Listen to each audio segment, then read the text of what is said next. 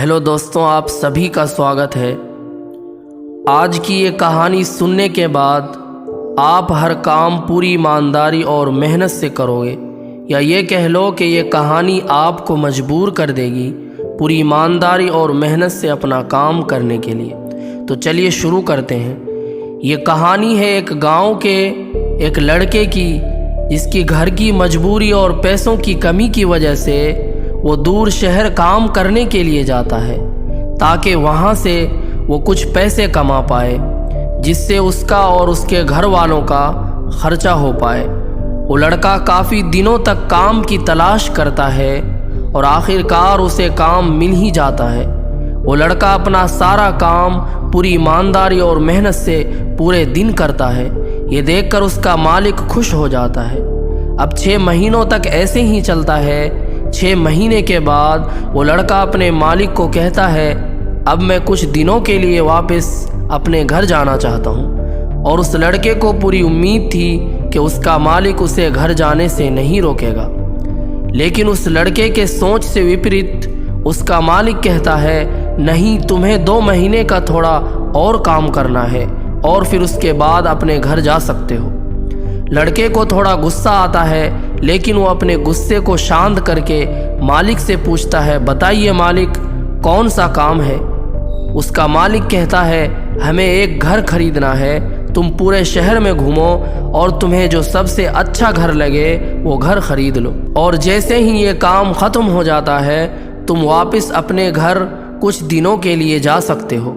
ये सुनकर वो गांव का लड़का खुश हो जाता है और जल्दी जल्दी घर को खरीदने का काम ख़त्म कर देता है। वो मालिक के पास जाता है और कहता है, मालिक, मैंने सबसे अच्छा घर आपके लिए ख़रीद लिया है। मालिक हैरान हो जाता है और कहता है, सिर्फ 10 दिनों में तुमने अच्छा सा घर खरीद भी लिया। गांव का लड़का कहता है, हाँ, ये घर काफ़ी बढ़िया था, इसलिए मैंने ख़रीद लिया। और कहता है कि क्या मैं अब अपने घर कुछ दिनों के लिए वापस जा सकता हूँ। मालिक कहता है, नहीं, तुम सिर्फ 2 दिनों के लिए अपने घर वापस जा सकते हो।